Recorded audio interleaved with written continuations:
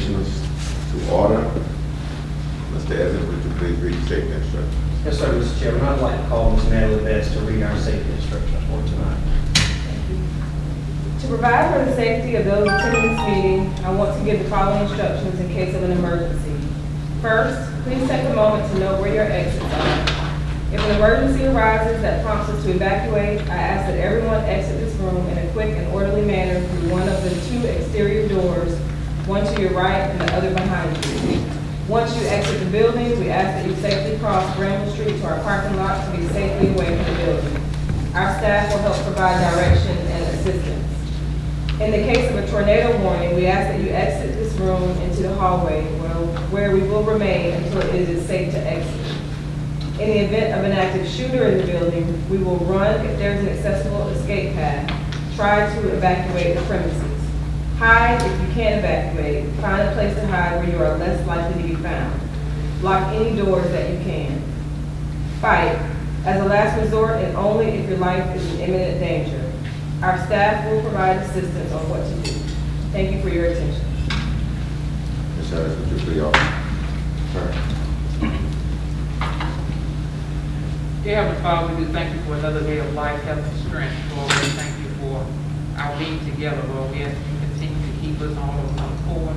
Lord, we ask you to continue to bless the citizens of this county. Lord, we ask you and pray that all of us remain steadfast in making sure that our citizens are given all that they are able to obtain. And Lord, we just bless you for keeping us another day. Amen. In your agenda package, you have the minutes of your previous meeting and additional corrections. Not motion. Motion to approve. Second. Question. All in favor, let it be known by the vote sign aye. Aye. All opposed? Hearing none, the minutes are approved. A public hearing is called to order to receive citizen comments and questions relative to proposed firearm project. Public hearing is called to order. Mr. Peters, would you please read the public notice? Yes, sir. Notice is hereby given that a public hearing will be held on Monday, February 1st, 2021 at 7 p.m. in the Coleman Auditorium of the County Administration Building located at 201 St. Andrews Street, Tarboro, North Carolina. The purpose of this public hearing is to consider and act on proposed amendment to Chapter 18, Offenses and Miscellaneous Provisions by adding Section 18-2, Discharge of Firearms of the Edgecombe County Code of Ordinances. The proposed amendment is intended to regulate the discharge of firearms in order to protect the safety of citizens. A copy of the proposed amendment is on display on the county's website at www.edgecombecounty.nc.gov. Interested parties may also request a copy of the proposed changes by calling 252-641-7834. Due to the COVID-19 pandemic, the February 1st, 2021 Commissioners meeting will be closed to the public. The Board of Commissioners will allow up to 10 people to make public comments in person. To do so, you must sign up in advance by calling Frangie Mungo, clerk to the board, at 252-641-7834 no later than Monday, February 1st at 5 p.m. The public is also encouraged to submit public comments on this matter via email to publiccomments@edgecombeco.com by 5 p.m. on Sunday, January 31st, 2021. Public comments on this matter may also be submitted by mail addressed to Eric Evans, County Manager, P.O. Box 10, Tarboro, North Carolina 27886. All public comments submitted by 5 p.m. on February 1st, 2021 will be read at the February 1st, 2021 Board of Commissioners meeting. The public is also encouraged to listen to the meeting by calling 1-929-205-6099 and entering 816-0330-1972 as the meeting ID and 257-780 as the passcode. All parties interested are invited and urged to make their views known. Anyone with a physical limitation or language barrier that will need special accommodations at the public hearing should call 252-641-7834 at least 48 hours prior to the meeting. Frangie Mungo, clerk to the Board of Commissioners. Ms. Evans? Yes, sir, Mr. Wiggins. Sheriff Atkinson is asking that you take into consideration the attached draft ordinance related to firearms. As you know, we have had some complaints from citizens regarding incidents involving the discharge of firearms. This ordinance would put in place protective measures and a means of enforcement. Before an amendment is made to county ordinances, a public hearing must be held. A hearing notice was properly published for this meeting. Following public comments and your deliberation of this matter, I recommend that you adopt the ordinance as presented. Mr. Chairman, if I may, I think it's important if I could briefly outline the main components of this ordinance. First, I do want to note, though the public notice speaks of this being an amendment, it is amending the county ordinances, but what it is amending it by adding this section. It is not something that we had previously. We did not have a firearm ordinance? No, sir. Okay, go ahead. So this total section. This is a new one? This will be in addition to our code of ordinance. Yes, sir. And so what this draft ordinance proposes to do is to, first of all, make it unlawful for any person to discharge a firearm except that there be a natural or constructed backstop adequate for the projectile. This does not apply to trap shooting, skeet shooting, or sporting plays when these are undertaken with the use of a shotgun. This ordinance will also make it unlawful to discharge a firearm carelessly or heedlessly in disregard for the safety of others. It will make it unlawful for a projectile to leave the property on which it is discharged unless that person has written permission from the property owner. It would make it unlawful for a person to discharge a firearm who has consumed alcohol or other impairing substances. It would make it unlawful to discharge a firearm within 500 feet of a dwelling or other building or structure that is designed to be occupied by human beings. It would be unlawful to use a firearm to terrorize others or use a firearm to endanger others. It would make it unlawful to discharge a firearm on or from any public street or highway or the rights of ways thereof. It also would make it unlawful to discharge a firearm between the hours of 11 p.m. and 7 a.m. It's extremely important that the public notes that it does include exceptions. It includes the exceptions of the discharge of firearms when used in defense, when used by law enforcement officers, when used for lawful hunting activities pursuant to the appropriate state statutes. It's exempt shooting ranges or other such facilities that are operated with a permit. The firing of firearms by armed forces, a member of the armed forces in the line of duty. An exception would be at historical holiday or ceremonial functions, organized or community events held for historical holiday or charitable purposes. It exempts shooting within 500 feet of a dwelling that is to be occupied by humans when such dwelling or the building is located on the shooter's own property or the shooter has written permission of the owner. It also exempts any person's own property firing a weapon on their own property for purpose of protecting the premises from dangerous or destructive animals or reptiles or menace to the public. And finally, when it's exempt if it is a school-sanctioned instructional or recreation activities intended to further the use of safe firearms. So I know that there have been some questions in the public from this, so without reading word for word, I at least wanted everyone to have an understanding of what the ordinance proposes. At this time, I call for public comments. Were there any? So yes, sir, Mr. Wiggins. So we have one citizen who is asked to be on the agenda tonight, and we have some others that submitted written comments that I'll read in just a moment, but we did receive a request from Ms. Kathy Williams, who is here tonight, who would like to speak on this matter. Please come forward.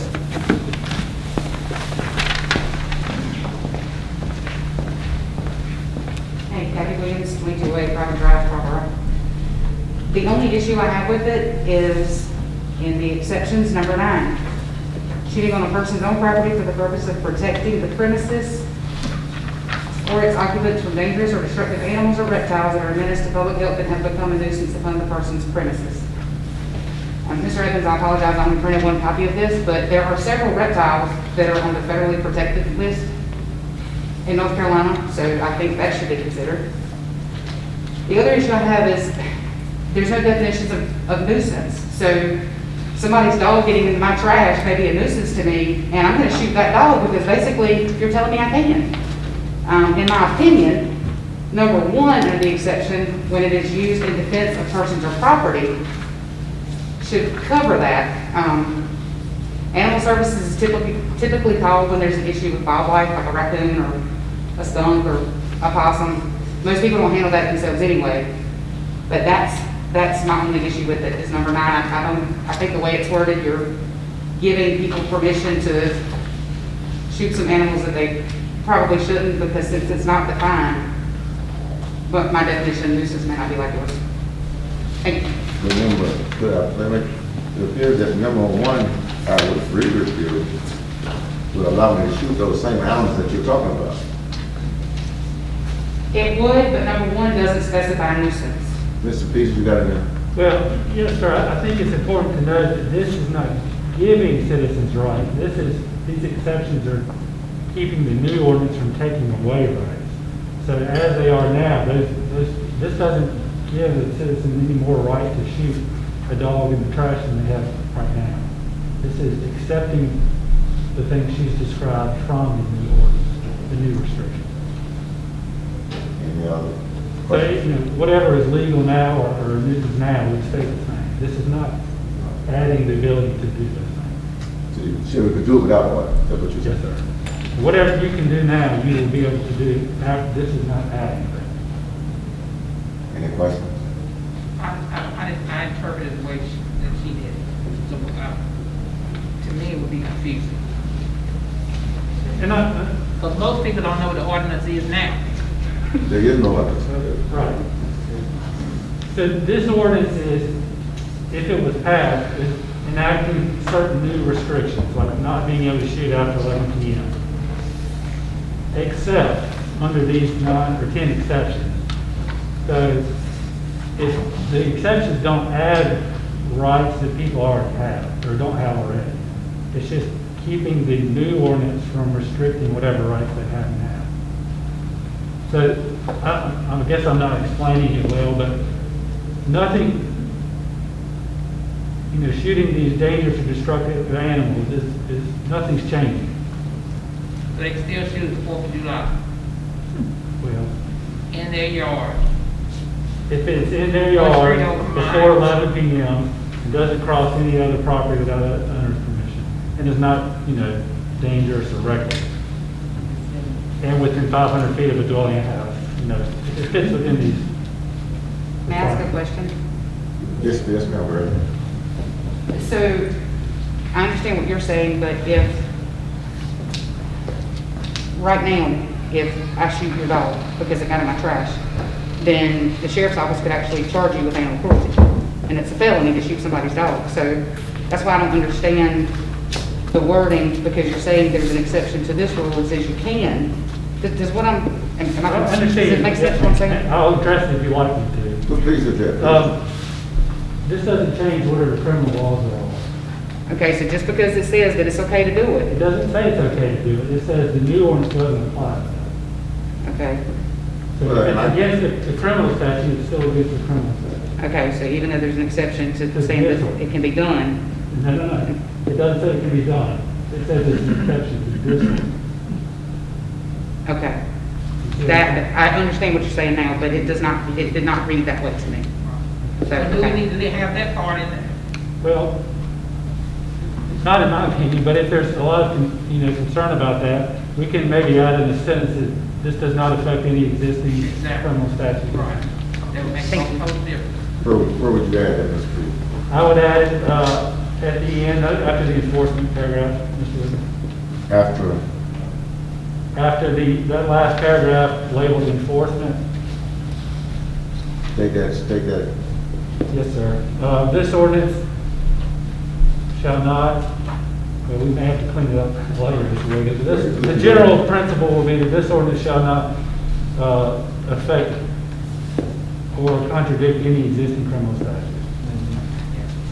Could I have a motion So moved. Second. to include the addition of Mr. Peters' statement? Now, once we do that, do we not have to go back to another public hearing the next month? No, sir. Well, yeah, let's get that question. It's a good question too. We can make some, minor revisions here, but I think that's stating something that's already true anyway. Okay. It's just adding it for the public's benefit. That's completely true. Questions? And this motion is just to add that language not to adopt the ordinance. Right. It's adding that language. Well, my request was to, adopt, we was adding it because I got to adjourn the public hearing before we, really adopt the motion. Yes, sir. We have more, as a reminder, Mr. Evans has more public comment. Right, I have to adjourn that, but there are no objections to it, so we got a motion, we add that to this, ordinance, okay? Go ahead, Mr. Evans. Other comments, written comments that we received are first from Robert and Betty Abrams, 234 Everett Road, Harper, North Carolina.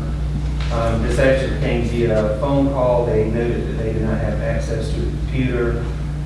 They expressed concerns about shooting in neighborhoods and shooting ranges. So that was the concern that they expressed. Now, let's go ahead and respond to that. They really have to have a permitted range, doesn't it? Yes, sir. And So what you're stating would be a violation of the ordinance anyway, if it's not a permitted range. Yes, sir. And this, I think it's the same principle we just talked about. Okay, go ahead. next is, they didn't give a name. Their email address is jrdail@netzero.net, and this came in by a public comments email. It says, my concerns with amendment to chapter 18 is this should be a public hearing, but according to your rules, public isn't allowed due to the pandemic. For this reason, this matter should be pushed to a later date. The problem with these kinds of meetings is dictatorship tends to come into play. There are laws on the books already covering most of this matter. The board needs to realize that they were elected to perform a duty to the people's needs, not their own needs. That's why any decision and amendment should be held off due to pandemic. Vaccinations are in process, so wait until the taxpayers that elected you can be present.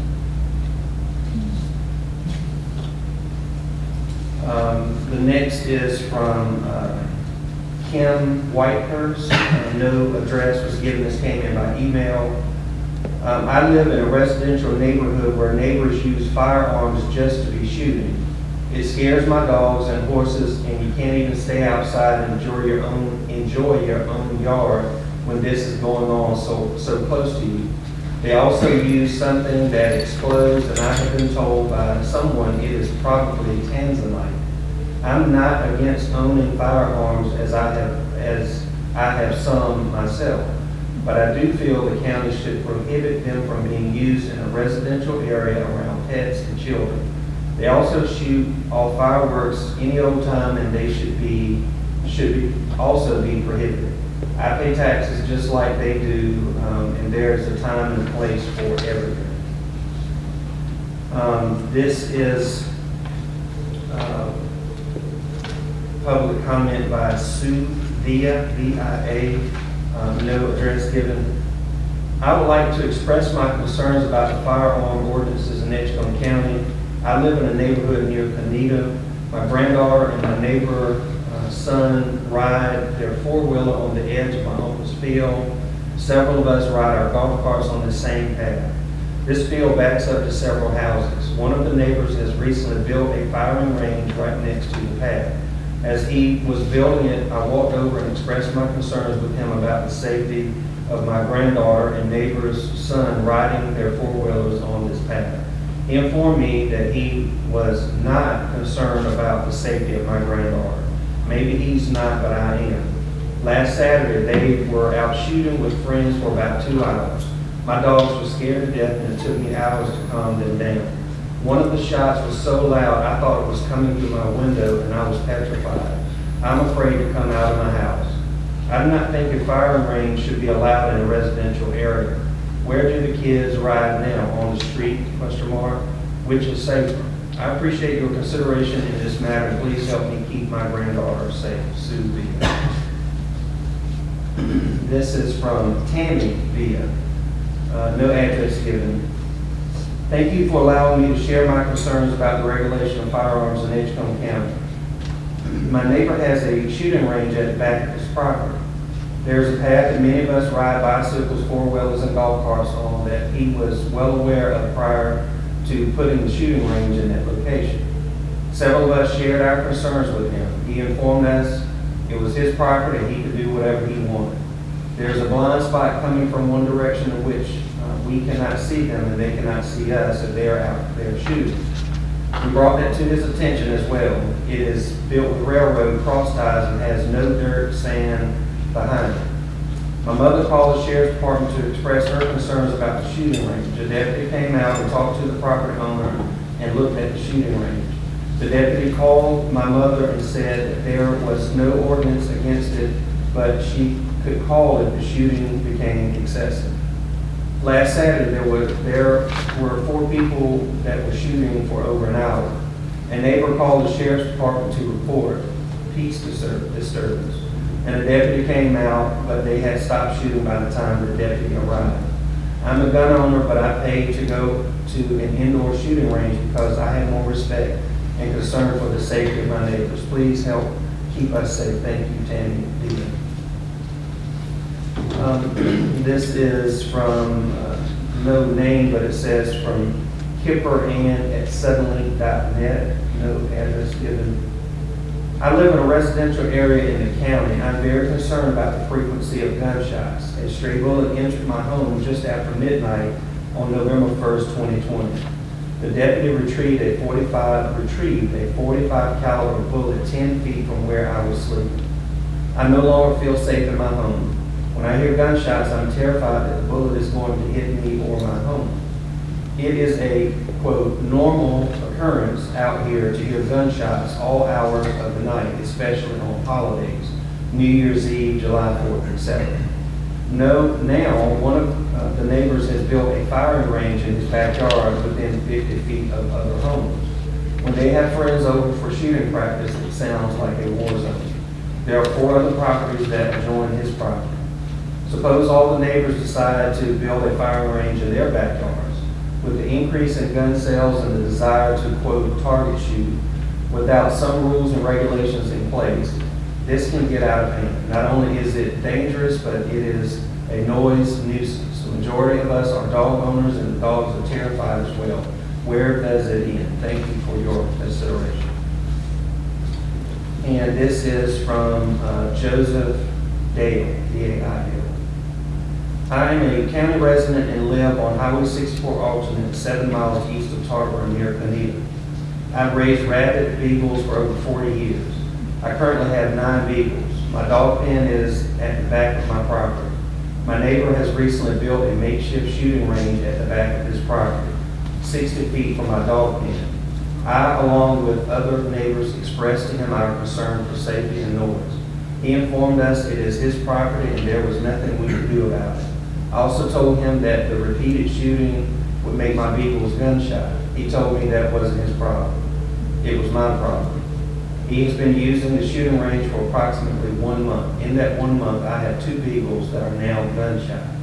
Since he has built the shooting range, deputies have been called to his home on numerous occasions for, quote, disturbing the peace. There's also another subdivision across the field from where he is shooting. Should he miss the backstop, the bullet potentially hit one of the houses in that area. There have already been 2 houses in this area that have been hit from stray bullets. Not only are he and his wife shooting, but they invite friends over to shoot as well. They shot nonstop last Saturday for 2.5 hours. I just don't think a shooting range in a residential area is safe. Many of the neighbors are very concerned for their safety. There are too many legal shooting ranges in the area that are available without citizens having to put ranges in their yard, risking injury or death to others. Thank you for your consideration in this very important matter, Joe David. And those were all the public comments that we received on that. So who can answer the question, you or the attorney, about the legal right of a owner in a residential area setting up a fire range? Well, I'll attempt, and Ms. Peters certainly can fill in. You know, I think a lot of things what people call firing ranges, what people use them for their personal purposes, you know, they're not opening it to the public and charging fees, so there's no business regulation, really zoning regulation for that. And so that being the case, we currently don't have really anything on the books to regulate that. And I know the sheriff was here last month and he talked about, certainly don't want to speak for him, but talk about the difficulty that he and his staff have in trying to address these issues. And I don't know if there's a... I think that's exactly right. So in this situation, residential, you don't know how close the houses are, but if this neighbor's house is within 500 feet of where he's shooting, the shooter's going to need to get the written permission of the neighbor. So theoretically, it would solve some of those close quarter shootings. It appears to me that the ordinance would give law enforcement authority to deal with some of the issues that are being raised as it relates to what Mr. Peters stated is in a community. And within 500 feet, you know, they've got something here to work with in terms of you can't do this anymore, okay? Or you might have been doing it.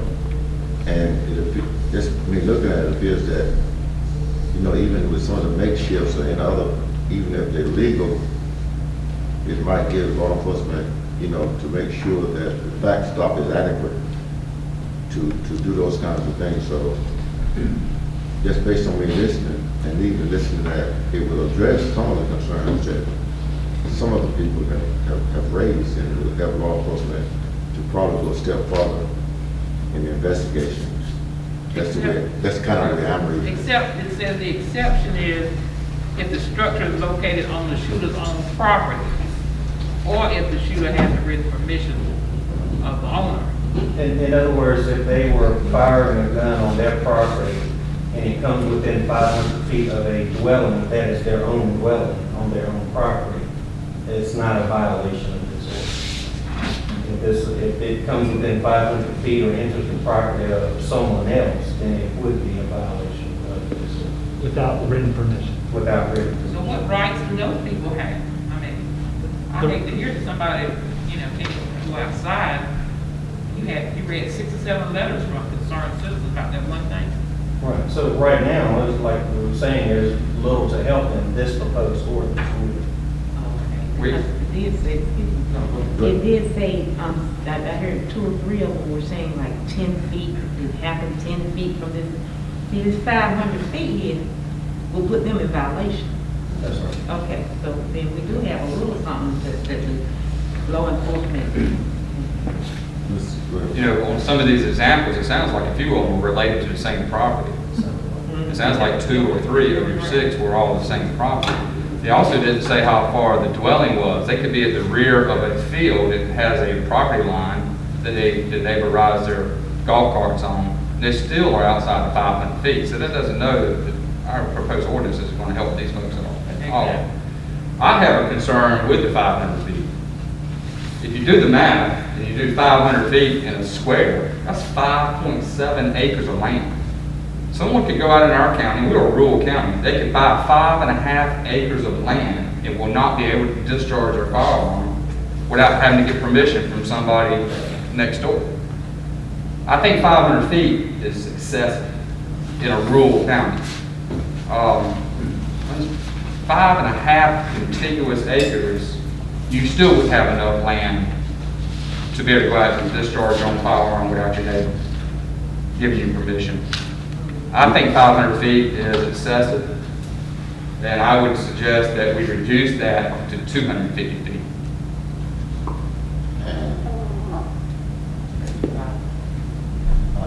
Because if you legally put a backstop up, you have a shooting area on your land. And you can own 5.5 acres and still cannot go out and shoot your weapon under this proposed ordinance. Well, I'm not 500 feet from the dwelling as in? Or structure that can be occupied by a human being, so it could be a garage that is 10 feet off the property line. Well, I'm not necessarily agreeing with your thoughts on that, because of the fact, you know, everybody can not be satisfied with ordinance, okay, until such time as we put it in place, and can always be amended, right? Am I correct? Yes, sir. We can always, we can always change it, you know, I do think we have to weigh the interests of the public in anything that we do, and I think this does. And they evidently, the 500 feet have come up with checking other ordinances. Is that correct? Yes, sir, we did see, the sheriff and I talked about this, and we did see it vary from county to county, but. What is the minimum? What is the minimum and the most you see? I saw 200 feet, 300 feet, 500 feet. It's 300 feet in Wilson County, it's 500 feet in Lenore County, 400 feet in Carteret County, 500 feet in Catawba. It varied, 200 feet in Scotland County. You know, this is the most comments I've ever heard at Now, anytime you talk about hunt, a public hearing, shoot, okay? you see a whole lot of. But this is still the most public comments I've heard in 20 years at a public hearing. Well, maybe that's the reason we should wait till the COVID's over with and let all the citizens feel free to come and speak. Well, Obviously, it's a topic, and I imagine most of our citizenry has not seen or heard of this proposed ordinance. In these days of restrictions on movements and out and about, I personally think we should wait until the public can easily come and address this. and I think the way we're doing business now, we don't know when this will be over. Exactly. And I don't think the business of government cannot wait. We don't know when the time is going to be over.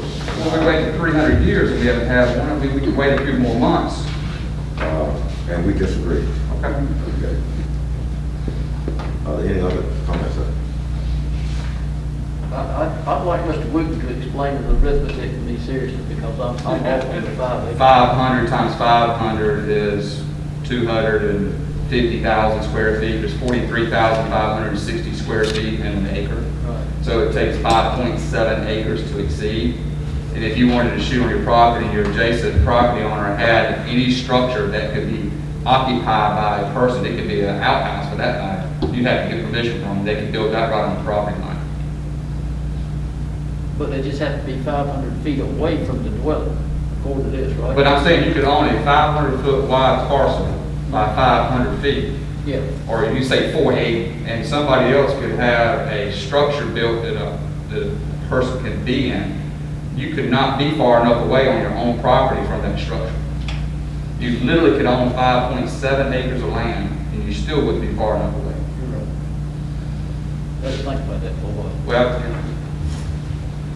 Any other comments on it? My concern is that I remember, I think it was 2 years ago, of a lady being shot who went shopping over by Walmart. Somebody shot from across the road from Walmart, and she was hit. So 500 feet is the least that I would agree to. Any other comments from the board? I got one final question. Are you saying that we have absolutely no control if I want to build a shooting range in my backyard? No, I'm not saying that, Mr. Ball. The first one says, for example, that the backstop has to be adequate to stop the projectile. So, if the sheriff's office determined that the backstop was not adequate, then that would be a violation. It has to be permitted. I'm not sure if that's a county or a state permit. Well, that's one of the things that I'm thinking about. If everybody could build a shooting range in their backyard, or whatever you want to call it, maybe we need to address that subject more so than we need to address this above and beyond everything, because we certainly should have minimum requirements for building a shooting range anywhere. I don't care whether it's public or private, it doesn't matter to me, because you are protecting citizens around you one way or the other. I can't believe we can just let somebody go set up a stack of railroad ties and shoot up. That's beyond my comprehension. Which is part of the reason for, the components that are in this draft ordinance. Well, I do see where it covers some of it, but you're telling me that anybody has the right to build a shooting range in their backyard. And I think what it does is not taking it right, your right, except for the 500, your right to use your property for a legal purpose. That's what I read it, with the exception of the 500 feet. This is the way I read it. I don't think we need to overly restrict what people can do on their property. I don't think requiring people to do something to protect their neighbors is over restricting anybody when you're shooting a high-powered gun that could penetrate some of this stuff you're talking about. But if we talk, we said adequate backstop, and I think that would have, I think that's the discretion here in terms of if law enforcement looks at we're talking about a berm, and we might could state what a berm is usually, or I guess on prime range is a berm, which is a mountain of land, and a mountain of dirt. Adequate would become, I mean, if an officer goes to a call, I think they could determine whether that was adequate or not. Okay, and if they determine it's not adequate, that has to cease. And I think this does a good job for an initial ordinance to give law enforcement something to work with initially. And the other conversation that we are having can always be addressed if, in fact, other complaints come or we find some reason to amend it. But, I think it does a good job. For some of us, we do different. And we probably could, with any suggestions from the, any other suggestions? Well, I think it's a start, but I think it's far from being where it needs to be honest with you. And I wouldn't disagree with that. Hearing none others, I'd like to join the public hearing.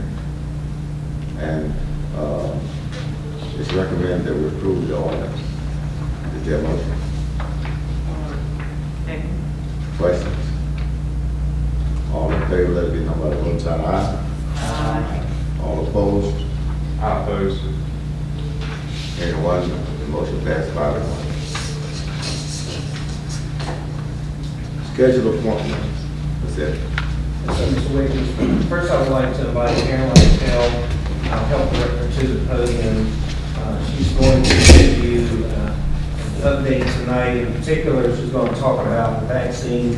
I do want to note that currently in Edgecombe County, we have 3,880 positive cases. That is up 115 cases from last week. Those numbers come out usually on Wednesday or Thursday now. At that last report, we have a 4.4 percentage positive cases, that is, of people that are tested. 4.4% is tested positive, which is down from the previous week that was above 9%. We have recently had one additional death, and so now, unfortunately, we are at 96 deaths. So now I'll turn it over to Ms. LaChapelle to talk about, give you an update on COVID-19, in particular our vaccine program. Okay. We started giving vaccine at the health department on January the 6th, and it's been all hands on deck since then. Everybody's been participating. We are providing vaccine daily in the Tarver office and the Rocky Mount office from 9 a.m. to 4 p.m. Each person receiving the vaccine has the opportunity to ask a healthcare professional questions about this vaccine before they are administered the shot. To date, as of this afternoon, we've given 3,166 doses. And we have today, when we left today at 5, we have 280 doses on hand, expecting a delivery of 400 more doses tomorrow morning. and we have 400 second round doses on hand. Unfortunately, for the rest of this week, we have 741 appointments this week. We didn't get the vaccine that we had anticipated that we would be getting. We do not charge for the vaccine that we give, but however, we are allowed to charge a $25 fee for administering the vaccine, and we do that to all private insurance companies, Medicare and Medicaid. No one is turned away for inability to pay or lack of health insurance, nor will they ever receive a bill for this, but we're just allowed to bill for it. We are only limited now to the amount of vaccine that we receive each week. Now, we are told, starting this week, we're told for 3 weeks how much vaccine we'll get. And so ours is 400 doses the first time, Moderna, and then for the second dose, which is, they're all the same, but one, you're supposed to set, of your 600 that you receive, you're supposed to set 200 of them aside. Currently, we need about 1,200 doses a week to meet our current appointments. To do any additional activities outside of what we're already doing, the same thing is we need more vaccine. Me and Mr. Evans have sat down and come up with a plan to work with the black churches in the county. What we would like to do is target maybe 5 larger churches in the county and get them to work with the smaller churches, and then, because I don't have staff to go to every church in Edgecombe County, so we could pull it together and work and administer the vaccines that way.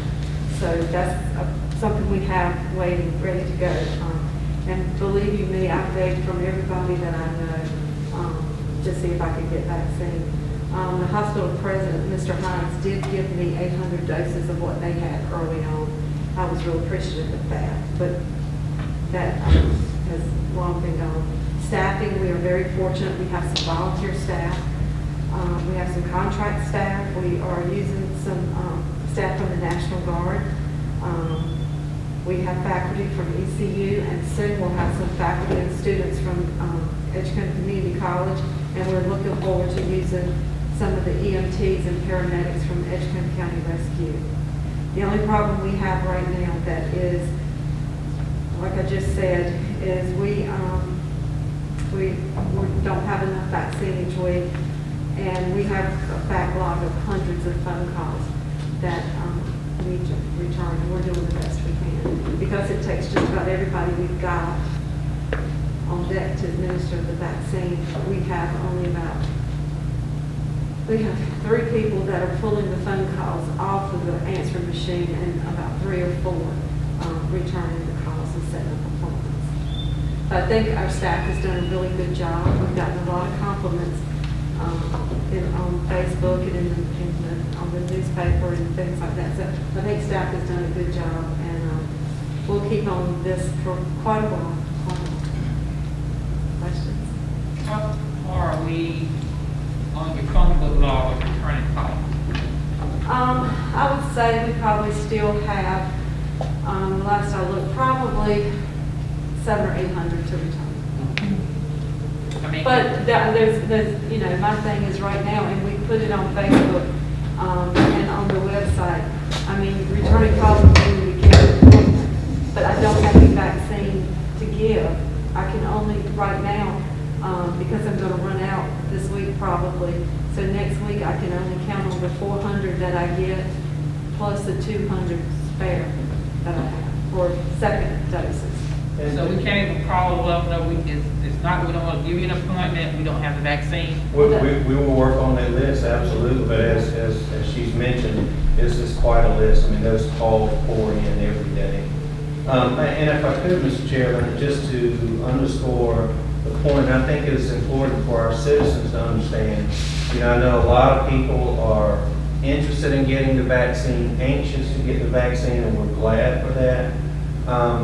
This is, there are, for the vaccine that we're getting particularly the Moderna vaccine, others are getting Pfizer. There's one other company or a couple other companies about to come online. But right now, the state of North Carolina gets a little over 127,000 doses per week for the entire state, all 100 counties. And so they came out, and I included a copy of the letter in your agenda packet that they sent out a week or so ago. Of that 127,000, 89,550 doses they are setting aside for providers, within county. So that now primarily the health department, now some other private providers, some nonprofit providers and clinics. And so they're reserving the rest of that for very large events that they're having across the state. And so now that means of 89,000, almost 90,000, they've got to split that up over 100 counties. And they're doing that by population and capacity. So not just us, but all of the health departments in the first couple of weeks were working really hard to ramp up that capacity. I'm very proud of Karen and her staff that they ramped up to the point that they could do just about 1,000 first doses and about another 200 second doses in a week between the two offices. That's a lot. And just as that machine kind of got well-oiled, was running well, then the state says, okay, this is what you're going to get for the next 3 weeks. And as she mentioned, it's 400 doses, first doses, and only 200 second doses. And so now she's got a lot of folks that are already scheduled, and we're going to have to call them and say, I'm sorry, we can't take you right now because we're not getting enough vaccine.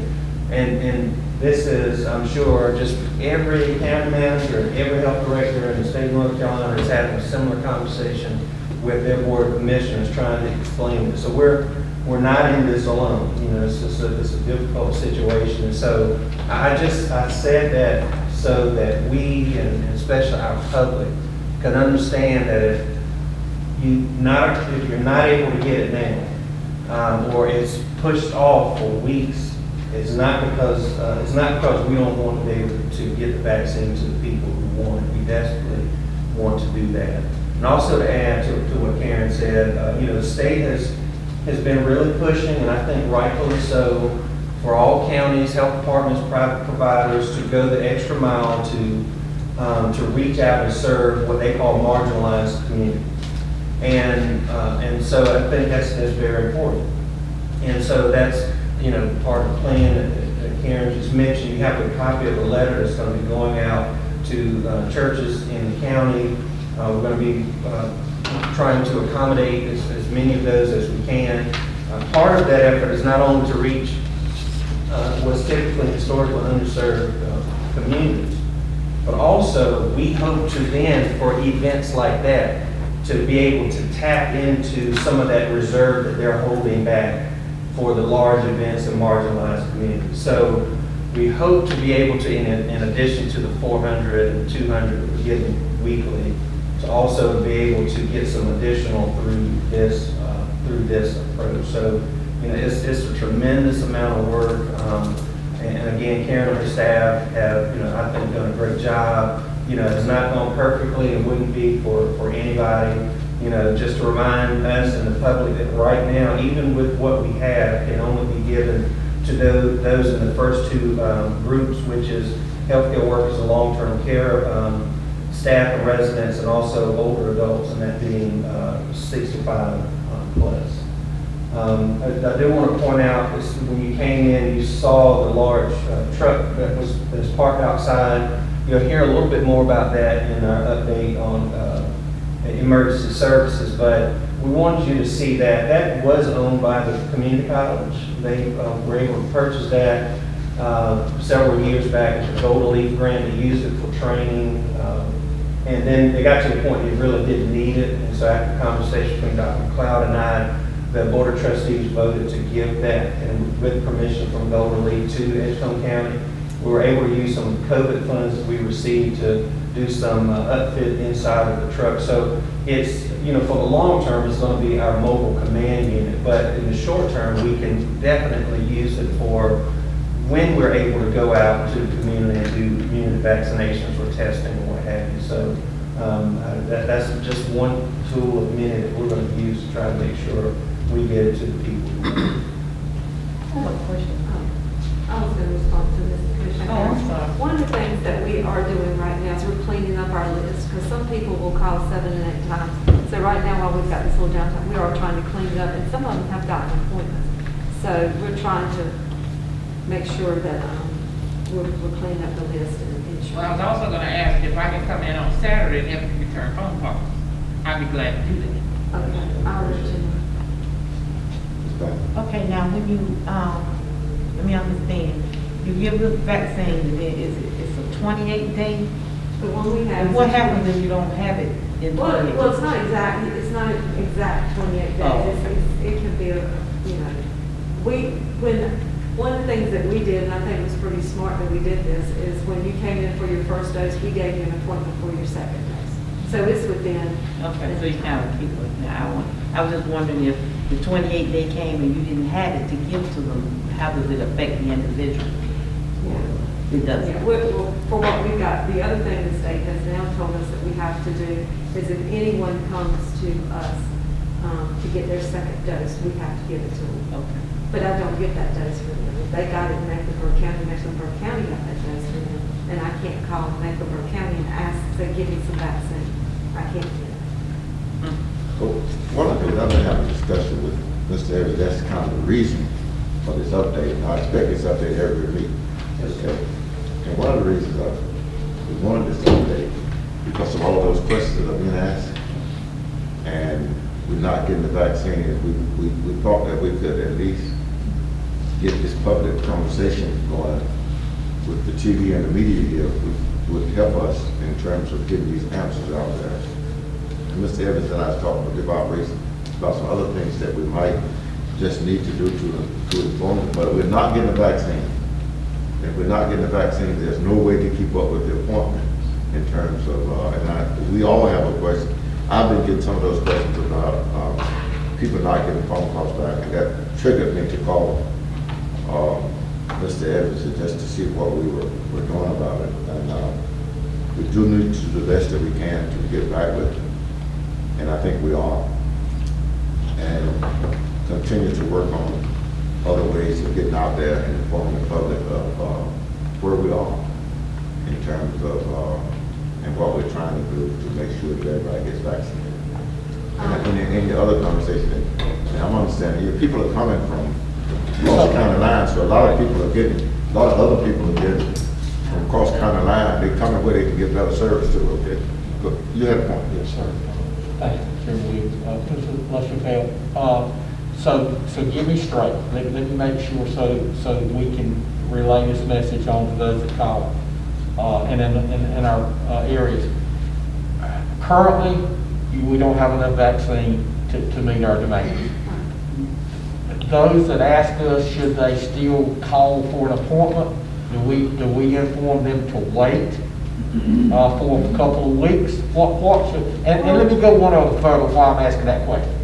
I do know that the Divided system is attempting to help, but when their situation I don't have.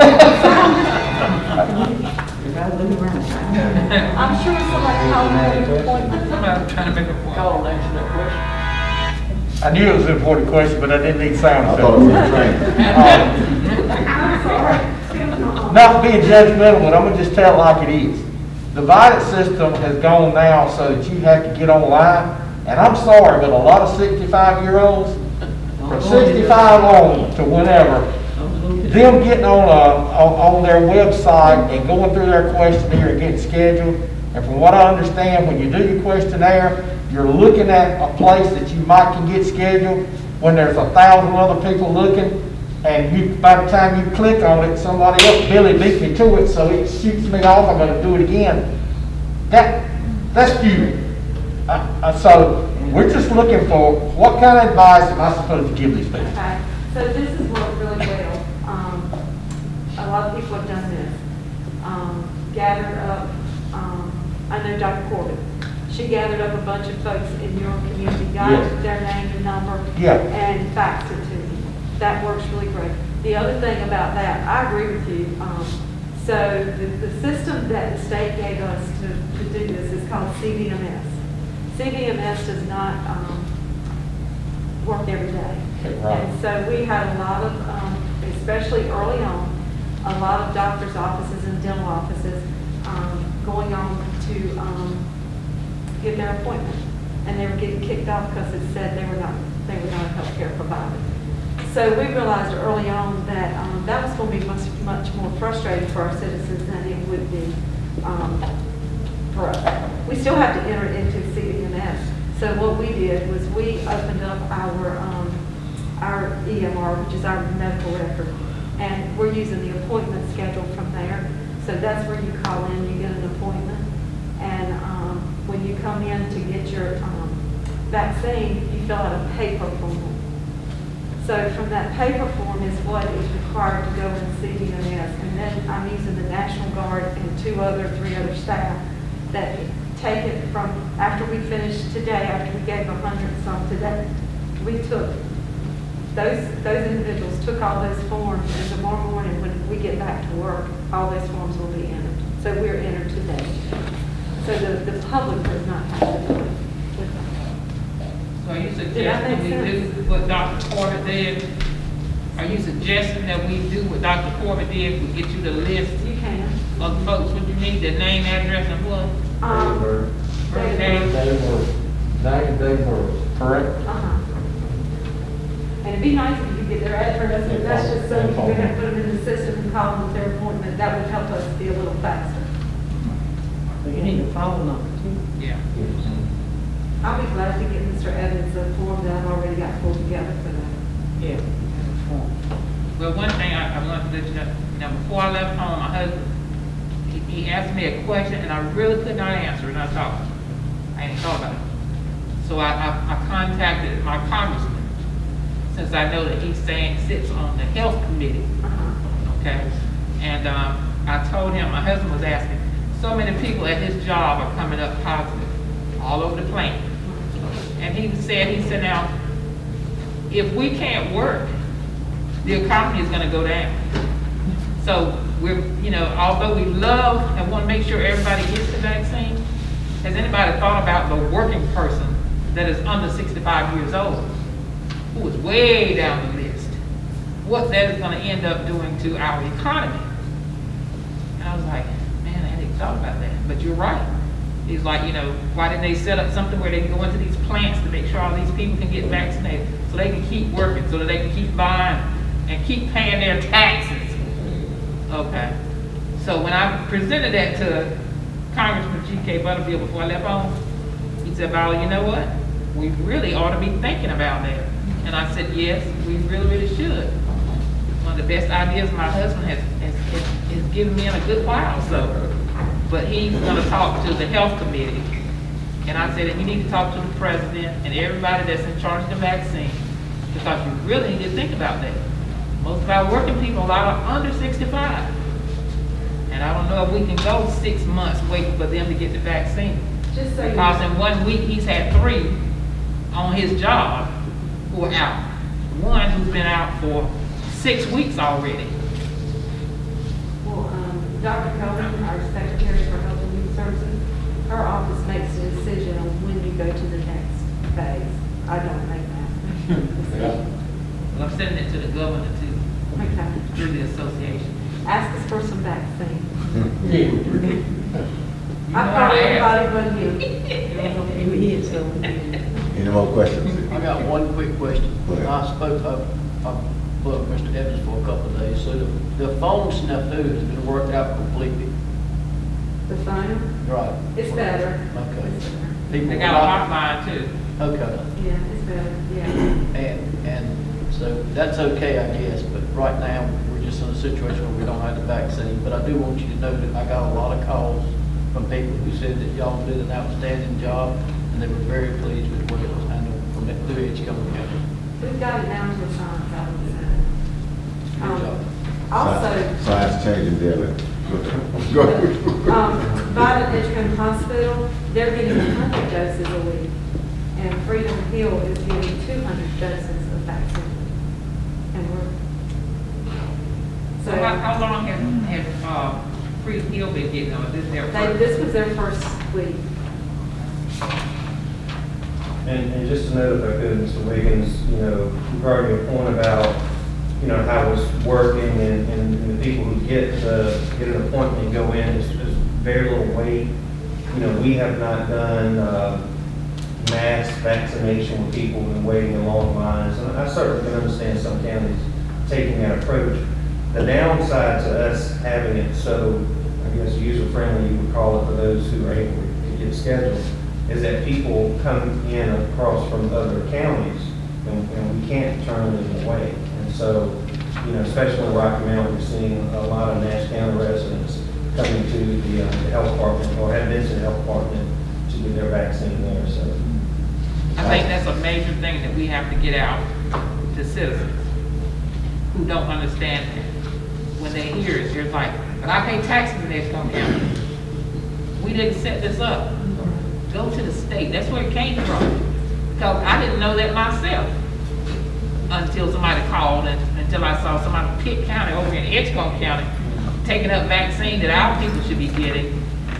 Then I had to read what was sent down, and was like, there's nothing we can do about it. I do have one other thing. I can say that I took my first shot in there. I was here in 30 minutes, even with the wait time, so it moved very well. We have not wasted the first dose of vaccine. We always find when you get to the end of the day, if you only had 7 people on the appointment schedule, that meant you had 3 more doses. We find somebody. We keep a list of people. Thank you so much. Thank you, Chairman. Thank you so much. Thank you. It's a pleasure to be your health director. Moving on to that. Yes, sir, Mr. Wiggins. Next, I'd like to give you an update on our EMS transition. I'd like to invite Chad Eason. Notice he's standing just outside. Chad Eason is our new EMS coordinator, and I want you to have the opportunity to meet him, as well as some of our newly hired supervisors.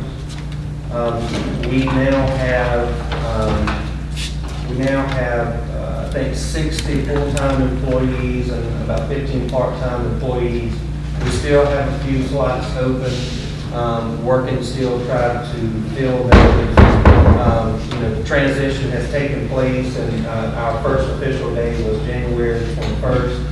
There's been a lot of work behind the scenes, but our staff has worked very hard to make it happen, including Mr. Peters, who worked right alongside Mark Walters and his staff in trying to make this happen. So this is Chad Easton. I'm going to ask Chad, you come on up to the podium. He previously worked for Edgecombe County Rescue Squad. We're happy to have him. He would be sort of the equivalent of the chief of the rescue squad. And I'm going to turn it over to Chad and let him introduce some of his staff there. Good evening, everybody. Thank y'all for having us. Just to give you a little bit of rundown, we've been in service since the 21st as a county EMS agency. These are the supervisors that we have on staff right now. Some are assistant supervisors, supervisors are all a team. So this is the command staff at Edgecombe right now. This is John Wilson here standing in the blue coat. This is Lee Wainwright here in the vest. John Skinner's beside him. Dara Priest and Antoine Brown. And we do have one that is on the truck right now, and his name is Michael Everett, and another gentleman, as in Harvey Johnson, some of you may know. He's been in the EMS service for approximately about 30 years now. So just to give you a little bit of history about me, I guess. I've been in Edgecombe County for 18 years, operating in EMS, and I've been a paramedic for approximately around 10 to 12 years. So I've been in the system a long time here in Edgecombe County. Hopefully we can provide a service that everybody is appreciative of and professional and progress in Edgecombe County. So we wanted to add that, as y'all are aware, one of the challenges in us taking this over is the age of the fleet of rescue squad. We've been working hard to try to overcome that. We do have a used truck that was recently purchased, also a new truck. It's a remount, and we have that is outside, and you probably got a chance to see that when on your way in. Just wanted you to take a peek, see what the decal on the side looks like. We have, I think, 3 others in the hopper waiting for that. There's A lot of people are ordering rescue squad these days, so Chad has done a good job of trying to, make sure he coordinates all of this, that there are trucks on the road to run when that call comes out. And I want to say I appreciate him for a great job he's done, and all the staff, and just made this transition very smooth for us. There's a lot of people involved in that too. We're trying to make this transition work, hiring 82 or 85 employees in less than 2 months. So Natalie and the rest of the HR and everybody trying to get everybody on board and everything. So it's been a lot of work and a lot of teamwork. Just looking at that, I can say I can at least commend get this from, look like the administrative hired on the 15th. And that is, what, better than 60 days, that was a tremendous job in terms of filling those staff needs. I just like to commend you. I think it's an excellent job and get it up and get the move from the time of hiring the first employee. Thank you for that. Thank you. Move so smooth. And the only thing that's on that timeline, you'll see that we have not yet done, and we've not yet had our first meeting of our advisory board. You've already appointed most of the members. That's you. That's right, that's me. That's not their fault. So we have, I think, two more seats on that to fill, and as soon as we do, hopefully they bring those recommendations back at the next meeting, and we'll soon after have our first meeting of that. And we can also look for recommendations from the board, if the board's got it about it, if they want. Okay. I would really like to serve, and the reason is because I serve on the North Carolina Advisory, EMS Advisory Council. Commissioner Boswell is We've got a commission. I'm gonna be glad to relinquish my. Oh, no, I don't want you to leave. he's filling the commissioner. And Ms. Harris got 1,000 seats. She's over okay? And I think the other two seats, one might be paramedic, another They're basic, I think. They're for professionals. That's one. And finally, before they go, Mr. Wiggins, if it's okay, item J on your agenda regarding resolution recognizing Edgecombe Rescue Squad, I wonder if we could go ahead and handle that now. Also, we have Brian Farrer, who is also one of our new employees. I'd like to ask him to come in. He previously served as the chair of Edgecombe County Rescue Squad Board, served well in that, worked very well, and worked hard with us during the transition period, and we appreciate him. And I thought it would be fitting for him to receive this on behalf of the Edgecombe County. Do we have a copy that we can give? Mr. Ball, I'll ask you to read that. Do we have a hard copy that we can present you? We have to get you to sign, and then we will get the hard copy. Good enough. Mr. Ball, can you please read that resolution? Resolution of appreciation for the Edgecombe County Rescue Squad. Whereas on January 21st, 2021, a franchise agreement to provide emergency medical service for the Edgecombe County Rescue Squad ended, and those services were assumed by Edgecombe County. And whereas the Edgecombe County Rescue Squad, through its many hardworking and dedicated men and women, have for over 10 years willingly and exceptionally provided our citizens with often critical pre-hospital care and medical transport. And whereas prior to the consolidation of services under the Edgecombe County Rescue Squad, Pine Top Rescue Squad, West Edgecombe Rescue Squad, and Stony Creek Rescue Squad also served our citizens faithfully for many years.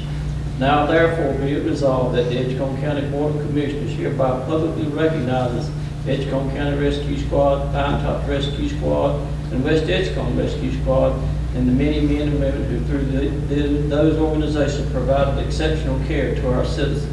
This is the first day of February in the year 2021, signed under Women's Chairman and tested by Frangie Mungo. Can I ask for a motion for approval? So, second. Question? All in favor, let it be known by one side, aye. Aye. All opposed, hearing none. You were the chairman, right? Yes, sir.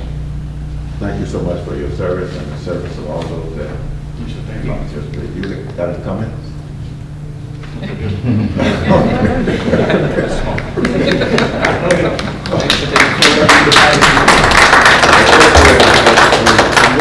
We'll get you a copy of that resolution once it's out. Thank all of you. Thank you all of you for your past public service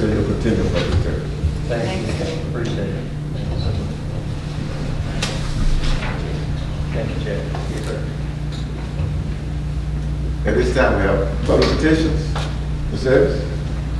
Yes, sir, Mr. Chairman. We have one request to be present tonight to speak to the board from Mr. Camillus Dancy.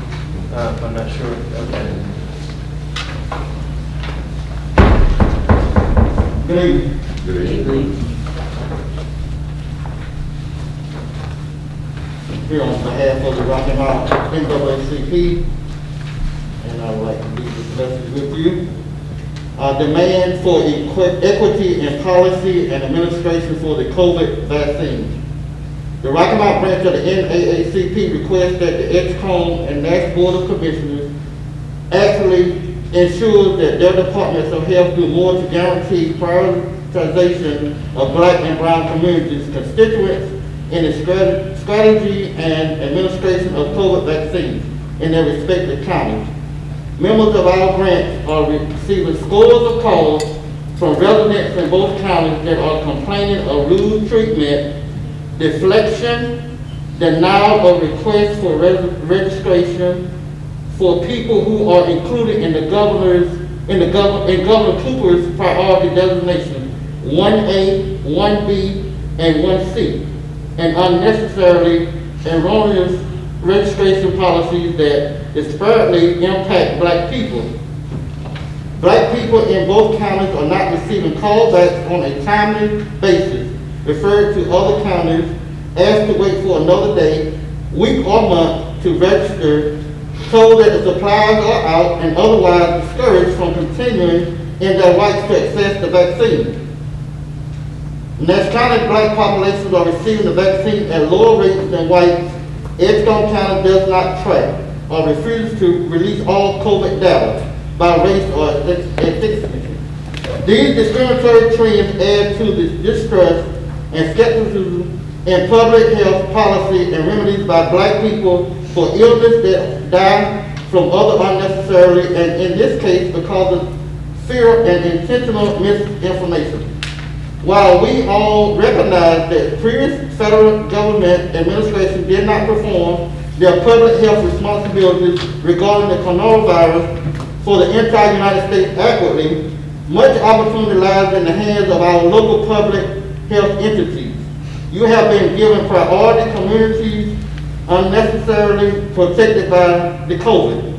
While we emphasize with the overwhelming response that public health agencies are experiencing, we have received too many complaints to think that the vaccine administration efforts are being treated equitably. Several of our members themselves have received callous and flippant customer service from both agencies regarding the vaccine. If you want our assistance in developing better outreach administrative strategies, we will help you. If you do not, that is fine. But we do want all of you to know that we are watching, talking, and taking account of your actions and continue to advocate loudly in every circle and sector until Black and brown people in our counties receive the vaccine. We suffer health disparities and mortality at much higher rates in almost every health indicator than our white neighbors, friends, and peers. We appeal to every elected and appointed official to change this narrative and protect our seniors, our first responders, our essential workers, our healthcare workers, and all public, and provide us all with equitable opportunities to receive the vaccine and to protect our nation's future. For more information, you can contact Andre Knight, President, and have his phone number. Again, that's from the NAACP. Now, I want to conclude with our listeners on the conversation. I've been standing outside. My job, I hear you talk about jobs. My job is asking us for a survey to say whether we want to take the vaccine or not. So I'm assuming they're going to try to get us some vaccines and I might work right down the road from where your husband work at. I work at Honeywell. So they want us to do that by Wednesday. Okay, we have a group, my pastor and a white pastor at Pine Top, Jesse Baylock, I think it is. We have a community meeting every other Tuesday and give an update on the COVID. Well, they were freelancing, just giving numbers from Edgecombe County and surrounding. I made contact with the governor's office. We have Deputy Director to Manicotti, Ben Money. He calls in, we do a Zoom call. You can do the video or you can call in. We have him every other Tuesday. We had him last Tuesday, we skipped this Tuesday. He'll be on next Tuesday. He looked forward to the call. Last week he had been presented, matter of fact, we had him on the day that the vaccines came out. But anyway, last week he wanted to hear more about the concerns in the area. He did give a presentation because it changed from day to day. But you need to tune in. Like I said, he's from the governor's office, and he gives great information every other Tuesday. And it's a Zoom call, it's on my page. If you want it, I email it to the county. But we also had a guy from the health disparities when he couldn't be there. Sometimes he'd be up there also. But we look forward to it every other Tuesday. I got a call today, the next county jail. They told a lie that they had 78 or 80 inmates, but I called over there, they told me they had 40 inmates, and they're trying to send them to other areas to keep them quarantined. So they have got an issue. And they told me to tell everybody they don't want to come to our next county jail because we got COVID. I also got a call from the Edgecombe County Schools that told her basketball team girls were under quarantine. Then when I was on the way here, I got another call saying North Edgecombe. Some people down there was quarantined. I sent the Board of Education some letters a week before last with my concern and some others about them opening back up and also sports. So I'm hoping we don't have any casualties in Edgecombe County. I don't want us to set the trend. But that's what I came to speak to you about tonight, and I appreciate it. And I'm going to leave these copies with you. Thank you, Mr. Vance. I got about 15 copies, so maybe have enough for the media too. All right, I appreciate y'all. Thank you. Thank you, Mr. Vance.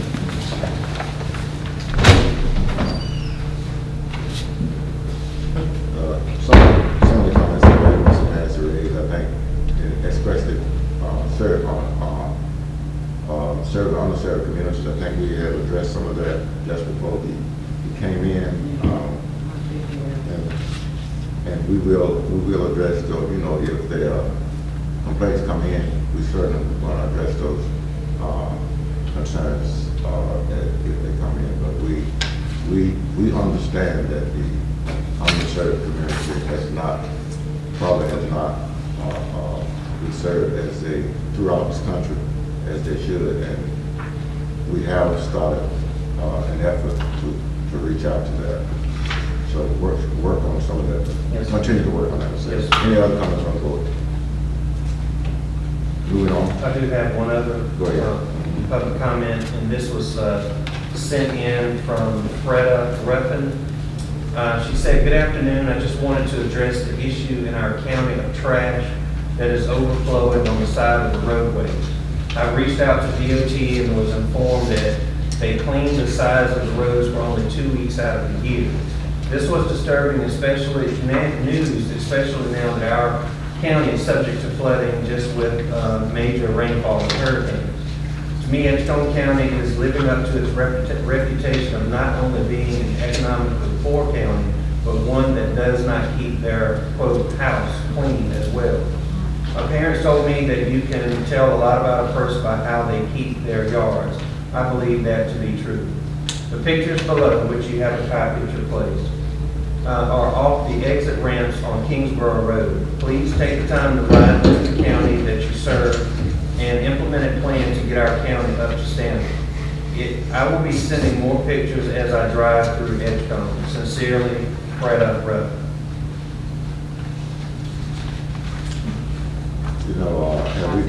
Have we talked to KAB community, keeping right real in terms of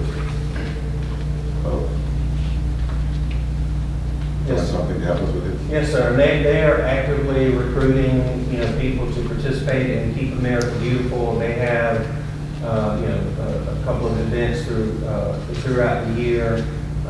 They just don't get enough participation that they would like to get.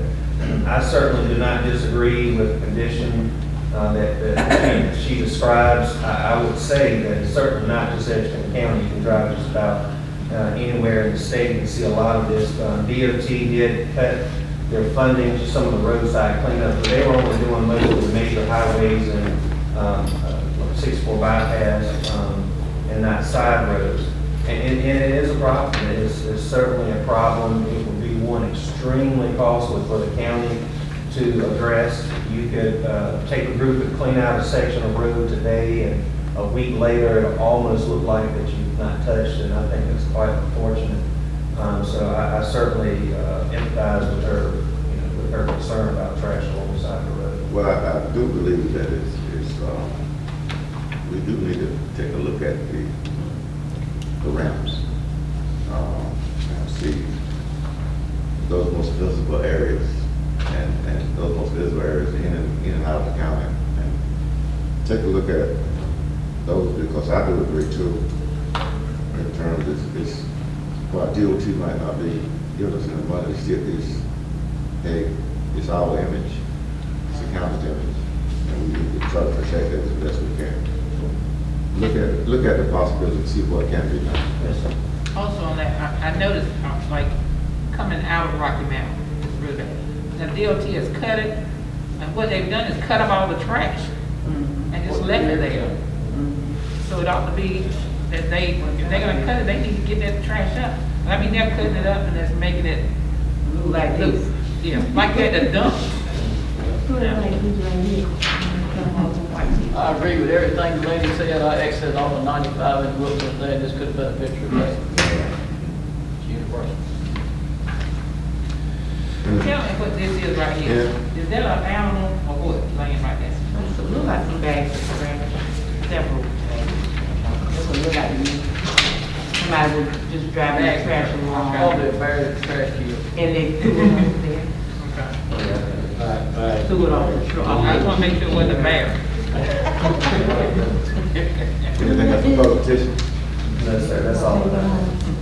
Consideration of approval of budget amendments, if any report to our attention?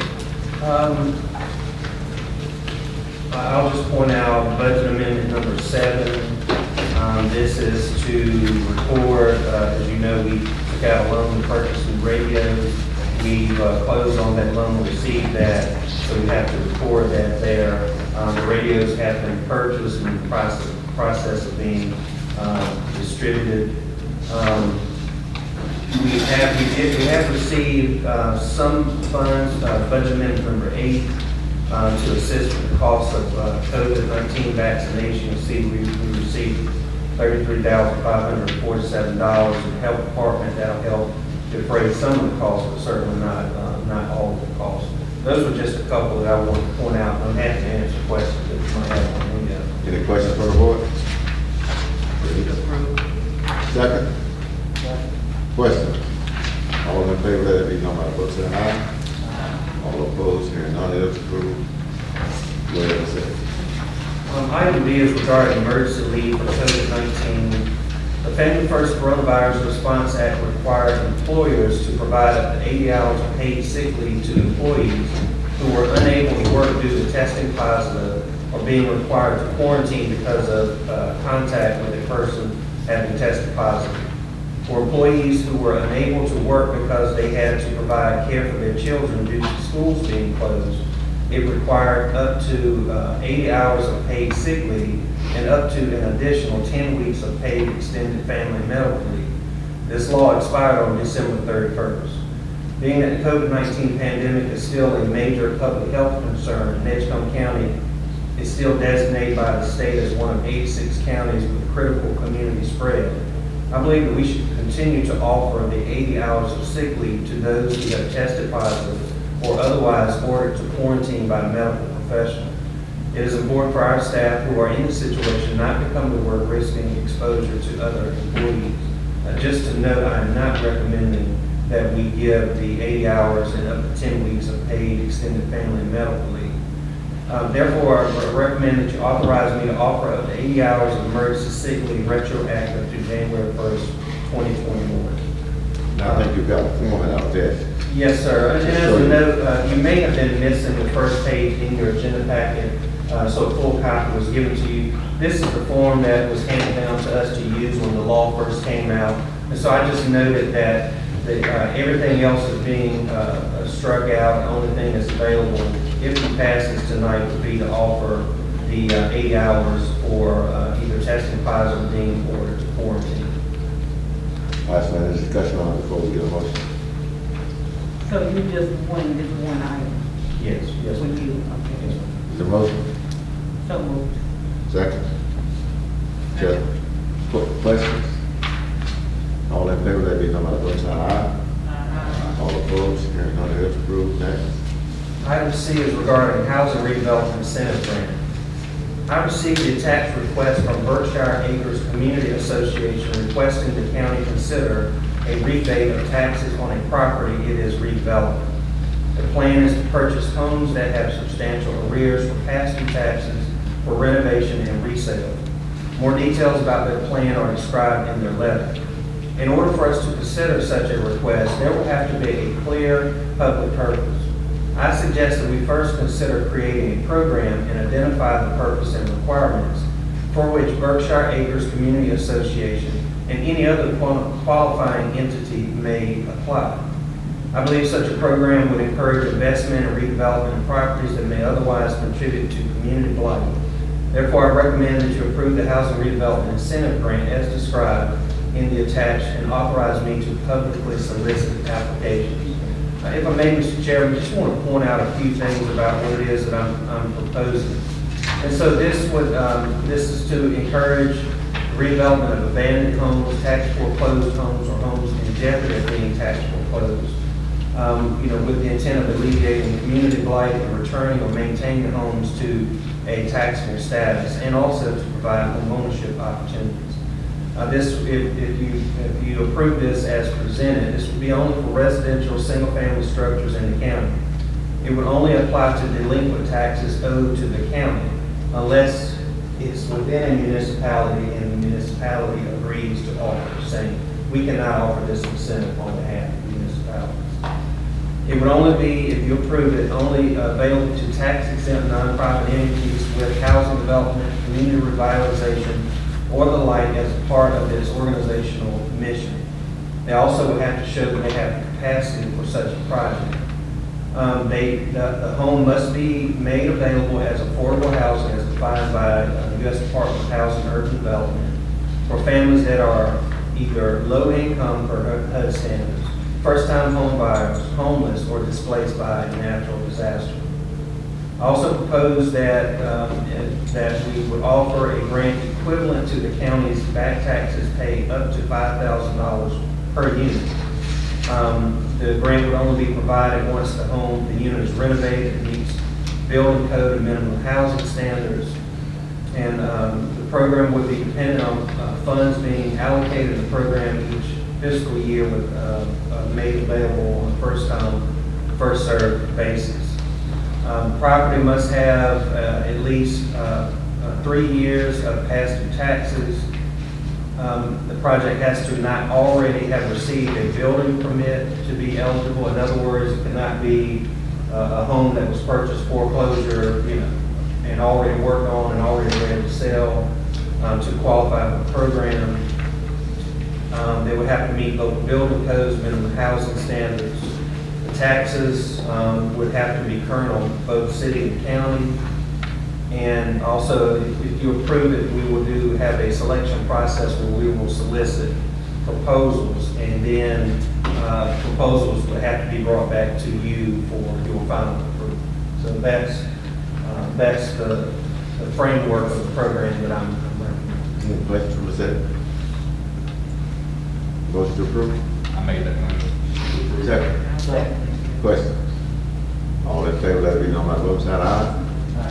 All opposed, hearing none, it is approved. Moving on, Ms. Hill.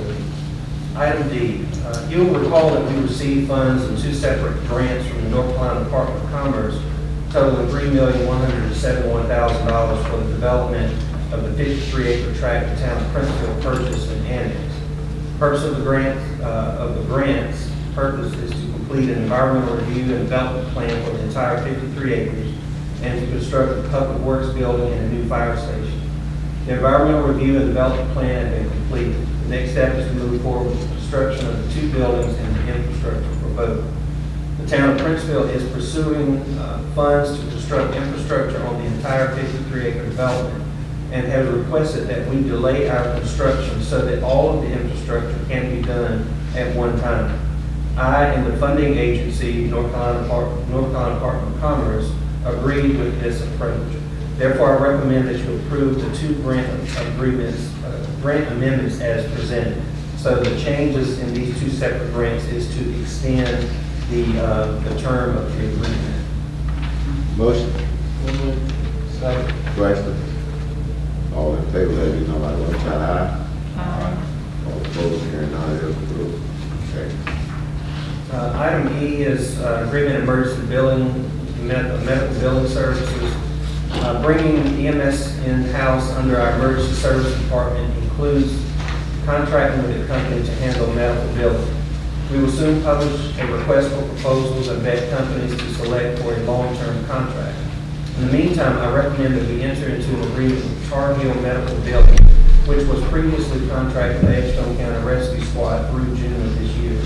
Doing so will provide for a smooth transition of billing services.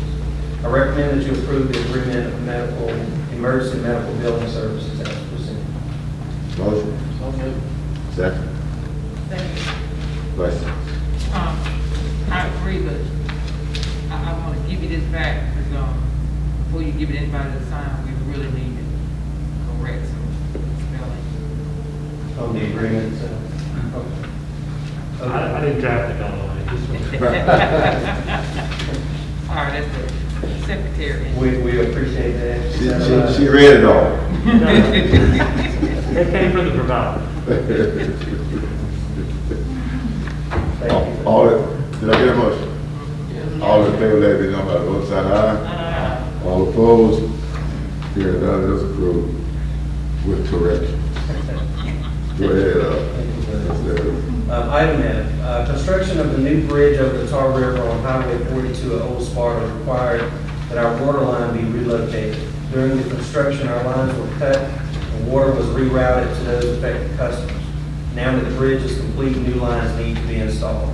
NCDOT is committed to the funds for the relocation of the line, but they've asked that we handle the relocation project. Bids were solicited and a recommendation of award to Ralph Hodge Construction by our engineers is included in your package. I recommend your approval of Ralph Hodge Construction for the award of this contract, as well as the approval of the accompanying budget amendment to appropriate the funds from NCDOT. Motion, So moved. second. Second. Question. All in favor, let it be known by the vote sign aye. All opposed, hearing none, it is approved. D. The next item is regarding the school's public facility needs survey. Our school system is required to submit the attached facility needs survey, which describes the improvements and additional facilities needed to accommodate projected enrollment. Prior to its submission to the State Board of Education, a copy must be presented to you for your review. You will have the opportunity to hear more about their facility needs in our joint meeting later this year. I recommend that you acknowledge by vote your receipt of this document. Your certification does not constitute endorsement of or commitment to fund the needs listed. Motion. Second. Question. All in favor, let it be known by the vote sign aye. All opposed, hearing none, it is approved. Item H is regarding our revised mileage rate. As you know, we follow the IRS recommended rate. They are lowering that rate from 57.5 cents to 56 cents per mile. So I recommend that you approve the new mileage rate at 56. Motion to approve. Second. Question. All in favor, let it be known by the vote sign aye. All opposed, hearing none, it is approved. Aye. Item I, the job description for our deputy county manager position includes serving the role of the county manager during extended absences. Though I don't anticipate a need to implement that provision, I do think it is wise for the sake of continuity to codify the authority of the deputy county manager to approve contracts if needed. That being said, I recommend that you approve the attached resolution to amend Section C of the county's Financial Accounting Procedures Manual. This gives the deputy county manager the authority to approve a contract up to $50,000. Any questions from the man? Not in a motion. Question. All in favor, let it be known by the vote sign aye. All opposed, Hearing none, it is approved. Next, Mr. Yes, sir, Mr. Williams. So we've already taken care of item J, but I would, if you would allow us to add another resolution to consider. As you all know, we're sad to find out that Mr. Ed Bridgers, longtime resident of the town of Princeville, former mayor, recently passed away. And I think his impact on that town and our county is unquestionable. So I think it would be appropriate for us to acknowledge his contribution and as well as to officially as this board to send our condolences to his family. So we have prepared the resolution. Mr. Rice to read that resolution. Mine, I go to the mic.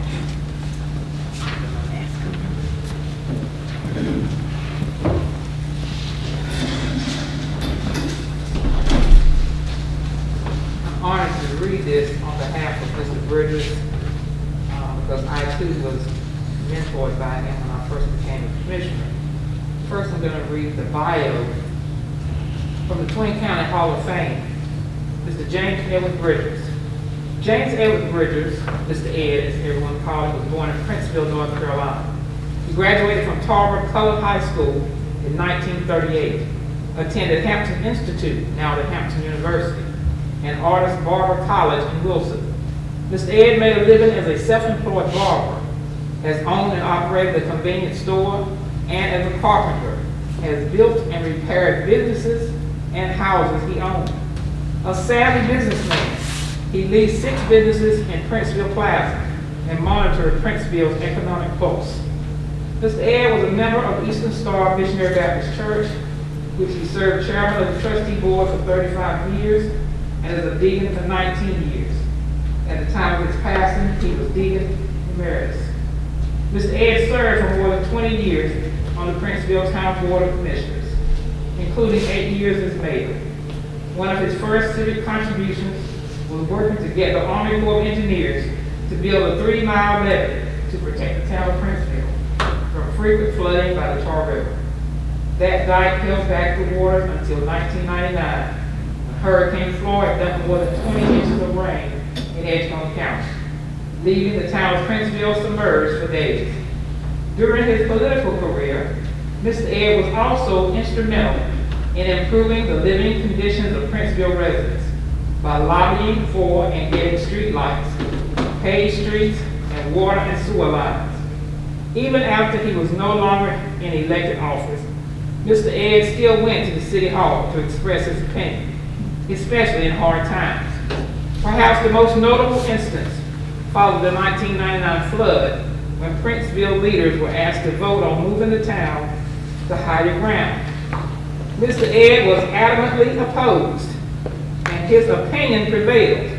In a comment he made in 2005, Mr. Ed said, "When I got married, I had $0. I went into business with $0. I worked hard to get where I am today, and I'm still a poor man, a self-made man. I did it all in the town that I love. As a young man, I could have gone somewhere else, but I came home to make a difference, and I hope I did." His efforts to make a difference earned Mr. Ed North Carolina's highest civilian honor, the Order of the Longleaf Pine, in 2009. Resolution to honor Mr. James Edward Bridges. Whereas the members of the Edgecombe County Board of Commissioners believe that all of our citizens contribute to the greatness of our county, yet there are some whose impact is notable and worthy of our recognition. And whereas one such citizen is undoubtedly deserving of such recognition for the many contributions that he made, therefore, on the somber occasion of his passing, we, the Commissioners of Edgecombe County, honor Mr. James Edward Bridges and extend our heartfelt condolences to his family.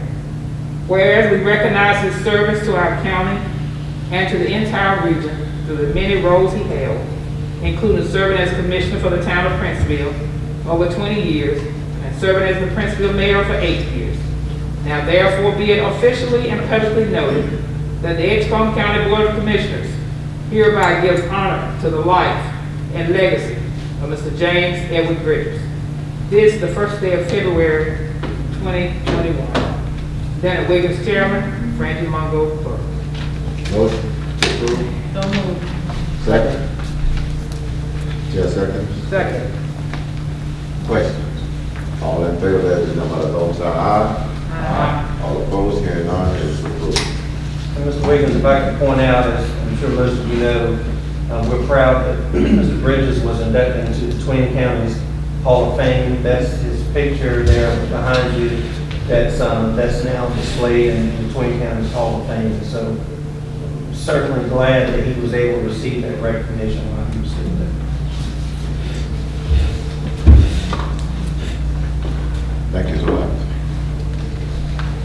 Appointments, there are none recommended at this time on Rock Mount Board of Adjustment or Fulton County Council of Governments unless the board brings forth one. Hearing none. After list and releases for review. Anything, Mr. No, sir, I have to answer any questions. Is there a motion to approve? Second. Questions? All in favor, let it be known by the voting sign aye. Aye. All opposed, hearing none. Departmental reports, anything to be brought to the board's attention here?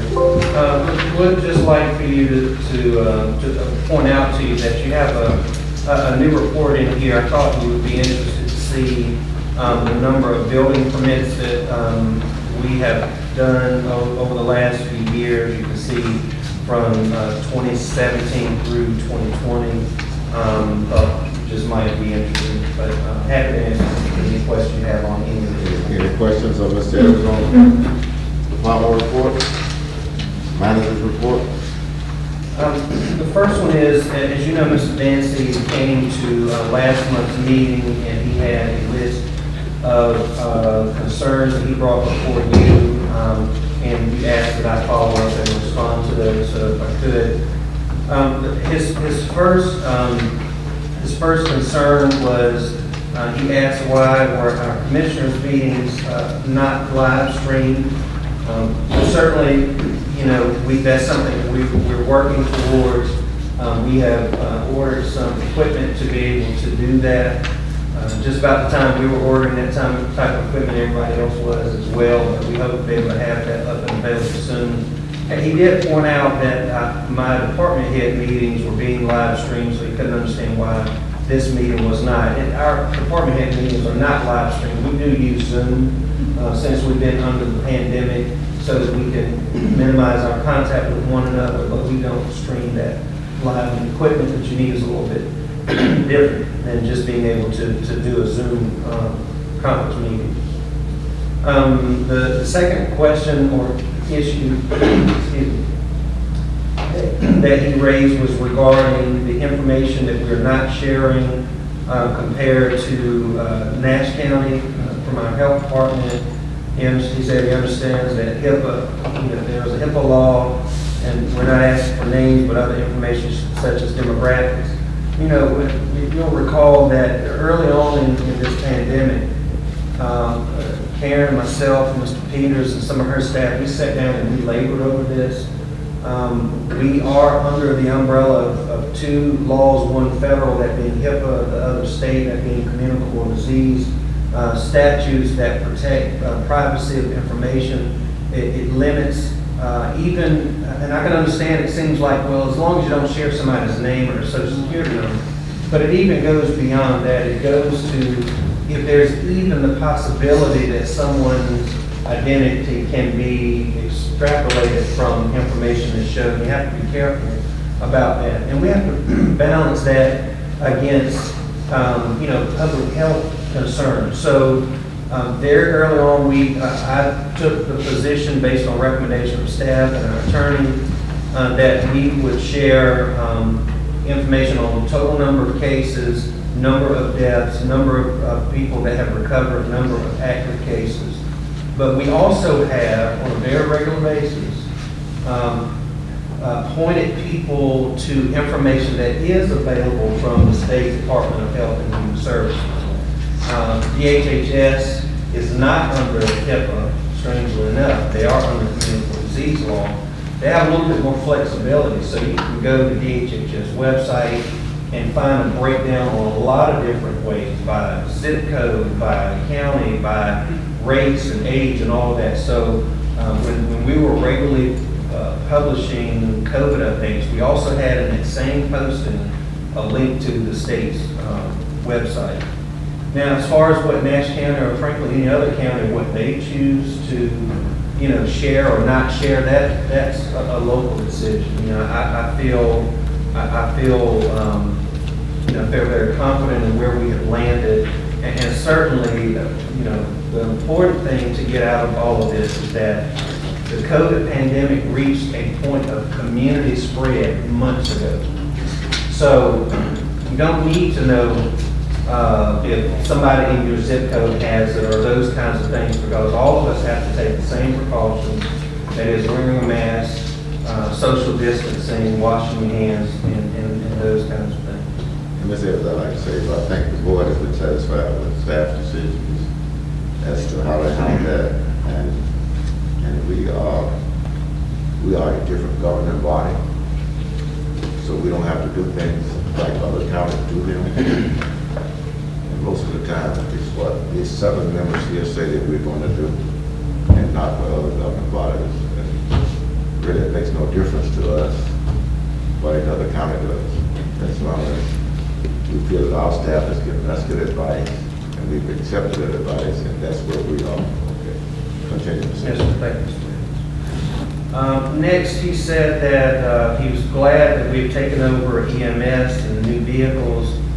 He said he found it interesting that there was a person who was the previous EMS director before the county took over resigned. It makes him wonder. He found it interesting that the board gave EMS hundreds of thousands of dollars just last year, but the sheriff's office was given little to none. So obviously, I cannot speak about a personnel issue, particular personnel issue of another organization. We've had to spend a lot of money on emergency services. The previous organization was financially unstable. Also, collections have been on the decline for the last 2 years. So, even if you don't have the same revenue coming in, you still have to have people at every station 24/7, and so you still have those set costs. So it has cost us a considerable amount of money, but I think it's important for the service that we provide. Certainly, every single one of us, when we dial 911 for those types of services, we want someone who's qualified to be able to show up and provide us the care that we need.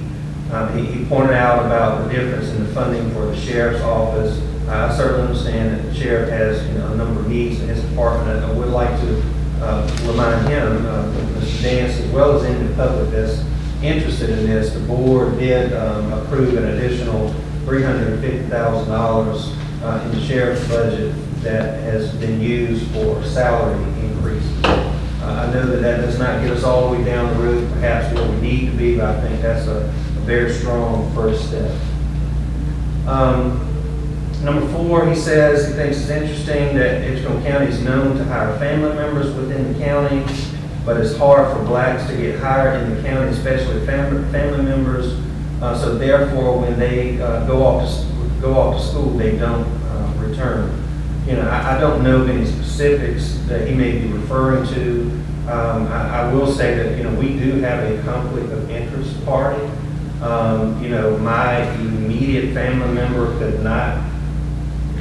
My immediate family member couldn't work anywhere in the county because I have to approve all hiring. So, but an immediate family member of another person can work. They just can't work under the direction of their family member. And certainly a family member cannot be in a position to recommend the hiring of a family member. And that's pretty consistent across organizations, I think. Number 6, it appears that county staff that do not hold titles, that they are left out of important decisions, that they feel they should have some input.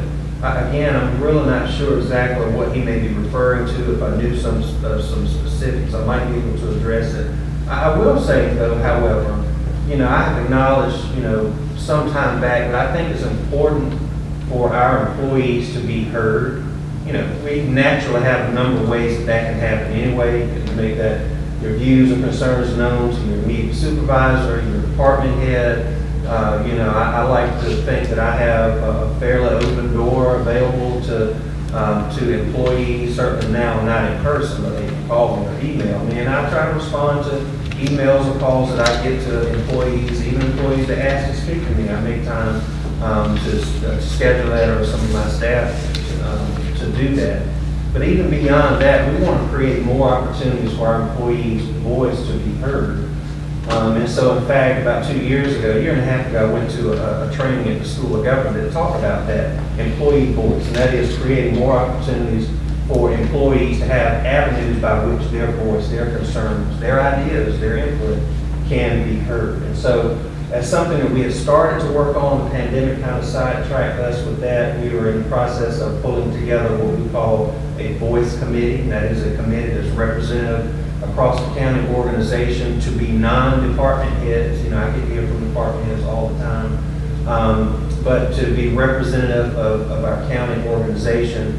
And so our deputy county manager, Ms. Best, now have assigned that to her, and that's something that she is working on, and we are bringing that idea and that effort back to the forefront, and soon we're going to finalize those who are going to be on that committee, and we're going to start meeting with them at least on a quarterly basis. And that's just yet another, but one tool of other things that we could possibly do. So I just wanted to mention that. And the last thing was, he said again this year, when it came time to vote for the chair and vice chair of this board, I find it interesting that obviously females are overlooked.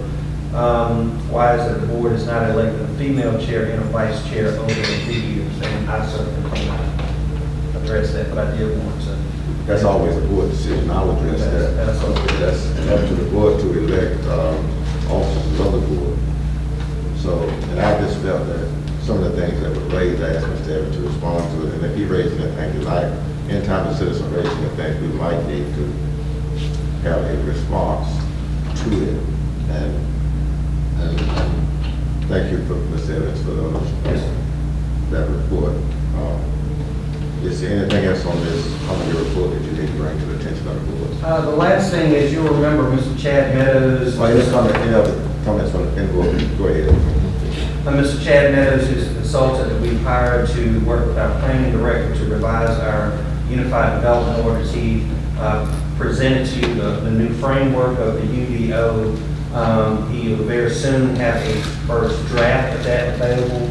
We need to be able to present that to you, that you have some time to be able to really go through it. So I don't think that one of your regular meetings would accommodate that. So I would ask you to consider holding a special meeting for that to be a work session where he can come and walk through that UDO with you. I would suspect we need an hour and a half, 2 hours. I would suggest if you would consider doing that on February the 22nd. That is a Monday, it's the last Monday of the month. Unless you wanted to do it at night, I would suggest we do that from 10 to 12. And if you decide you've got other items you'd like to include, we just need to know that before we publish the news. Do you plan to have a retreat for us this year? Yes, sir. Have you got a time frame for that? I do. I'm considering March 15th, that's the third Monday in March, that's typically. So we really need this before that? Yes, sir. Yes, sir. And will we meet with the school board? Right, we need to have a joint, we have not said that. Any thoughts on the board? So that was February 22nd at what time? 10 o'clock. Any comments on the board? I would suggest at least have a draft of suggested changes before this meeting. Yes, sir. So that we can have had an opportunity to look at it. Does that mean the approval of the board? Do we need this to vote on that? No, sir, as long as there's consensus. Any consensus on that? Appears that we have consensus. Move on. Did you give a date on that retreat? You did not. We're looking at March 15th. We typically do it the third Monday, second or third Monday in March. So if that date works, we'll go ahead and mark that down. Bring it back to us first, in our March meeting. Yes, sir.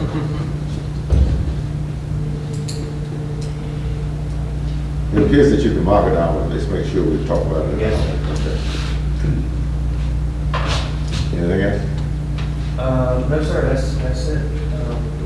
Commissioner report, anything, Chris? I have a couple of things. Go ahead.